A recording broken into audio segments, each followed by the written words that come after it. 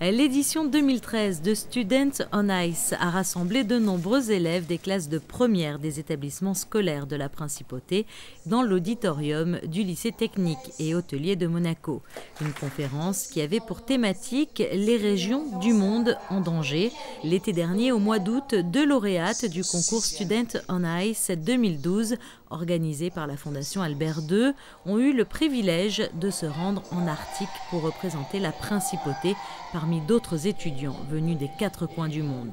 De leur expédition, elles ont rapporté des photos, des souvenirs inoubliables, mais aussi un reportage qui a été projeté aux élèves. Un documentaire émouvant, empli de fraîcheur, d'innocence et de vérité, qui revient sur la fragilité de cette région polaire.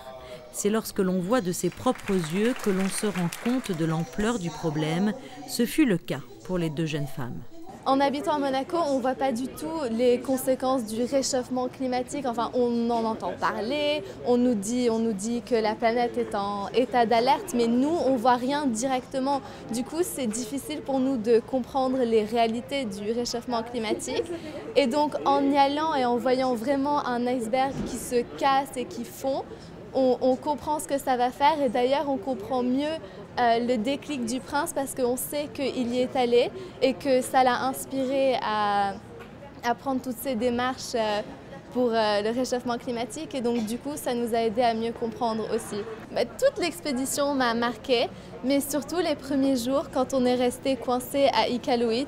Ça, c'était vraiment pour moi ce qui a été le plus frappant parce que du coup, dès qu'on est arrivé, on a été un peu à la merci de Mother Nature parce qu'elle nous a coincés à Iqaluit. Donc, on a tout de suite compris que quand on est en Arctique, ce n'est pas nous qui contrôlons la nature, mais la nature qui nous contrôle. Et donc, on a établi un contact avec elle dès le début. Et pour moi, c'est ce qui m'a le plus frappé. Ce qui a été le plus impressionnant, je pense, c'est être bloqué dans cette baie et ne pas pouvoir embarquer sur notre bateau.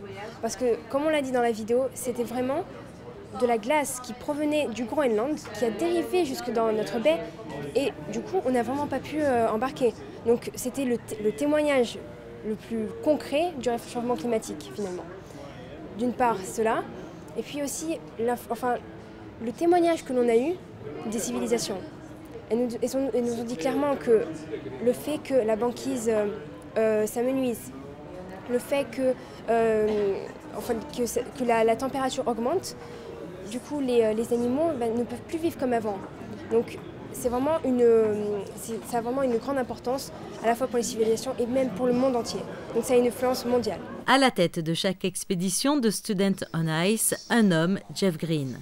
Protéger les pôles et la planète, la mission qu'il s'est fixée et qu'il souhaite partager avec les jeunes, les explorateurs de demain. Oui, Students on Ice, c'est un programme qui prend des étudiants de partout la planète chaque année dans les régions polaires, dans l'Arctique et l'Antarctique.